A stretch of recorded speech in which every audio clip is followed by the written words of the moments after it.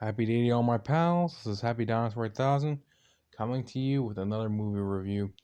A very special review. With this review, I dedicate it to you, Sean Connery. May you rest in peace. You were the greatest Bond actor to ever live. And I don't think anyone will ever top you. You in terms of inspiration to other franchises and other Bonds. And also all of the years you spent in trying to be a good entertainer and are not preached to us. We thank you for all you've done, and we wish you rest in heaven. All right, now on to the review. I'm reviewing Goldfinger from 1965. Hey, this James Bond film, here's the plot. James Bond is basically doing his business, just destroying their evil bad guys stuff before the opening credits. And I want to focus on the ultimate credits. I'm going to come back to this. I know I say that a lot, and I occasionally forget it to come back to it. But this time, actually, I'm going to remember. Basically, the opening credits is this one lady, he painted gold, having pictures of the movie. We put it on her, or the credits it's come over around there. And this is actually kind of funny. But anyway, then we cut to James Bond on doing more spy work. Basically, you first meet Goldfinger. We find out that he's basically been scamming with another millionaire for years. And we find out Goldfinger has had a fake girlfriend that he pays money for. Not even sex, actually. She's more paid to be around. I'm like, this guy is freaking death.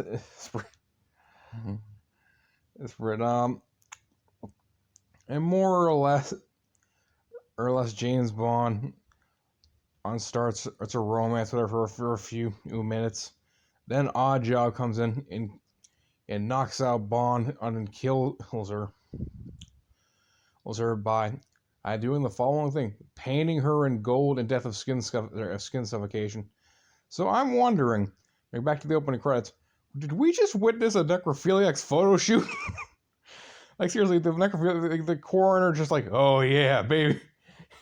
And it's like, everyone's like, what the hell are you doing here? You're with the dead body, and he's like, nothing.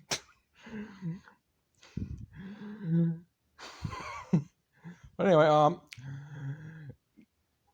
James Bond is more or less out to solve all the problem of what Goldfinger is trying to do. Basically, he's smuggling gold. And James Bond and is basically hired to take care of the problem. And essentially, very tired. We once again get Moneypenny, and he flirting with James Bond. It's actually very funny where she's like, "Oh, come on to my house, I'll make you a nice dinner." And Bond's like, "Oh, I'd love to, but I have some plans."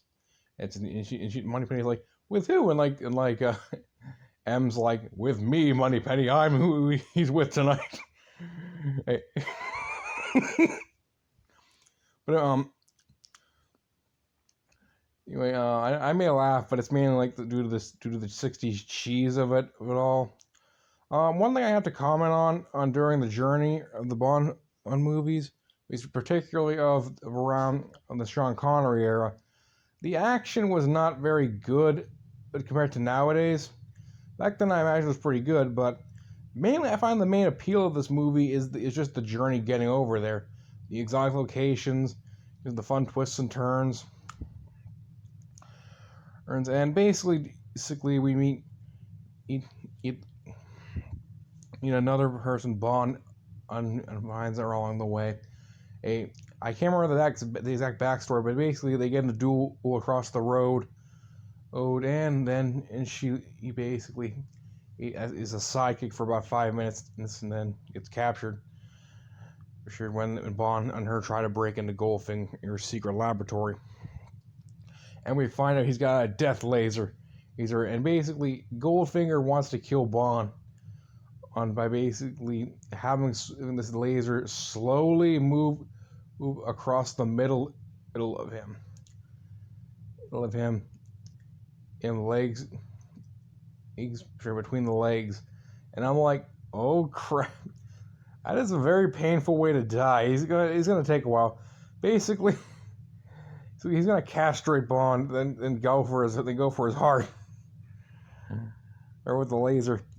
If he until which we basically get these following words from Goldfinger, who's like, asked this question from Bond. He's like, hey, "Do you expect me to talk, Goldfinger?" I'm like, "No, Mr. Bond, I expect you to die." And basically, Bond unconvinces him to let him live. And we meet Pussy Galore. I know, like, the CinemaSins guy says she has cruel parents, but I'm thinking it's more just an alias. And we find out, one thing, she's a business owner with her own business, with a name that more sounds like a porn parody of Monty Python's Flying Circus called Pussy Galore's Flying Circus. Guess what? Anyway, we find out more about Goldfinger's plan to rob Fort Knox. And then we get at the typical amount on a villain speech, each business stuff that's usually seen in these movies. And essentially, it's very interesting. Like one of the last things in this movie, basically we see the heist of Fort Knox thwarted, and we see James Bond and Pussy Galore on an island together. One of the last few moments, and there was her firing a flare, and James Bond be like, "You trying to get rescued?" Like, I'm trying to not sound. He basically say, "I'm not trying to sound like a creep." He's basically saying it jokingly. And the last few minutes is just them making out before the end credits. Overall, this was very fun and very enjoyable, very well written, and I liked it. Dinosaur approval, and I give it roughly 9.1 out of 10. That's my review. I thank you all for watching, and I hope you have a very good and happy day. And goodbye. See you later.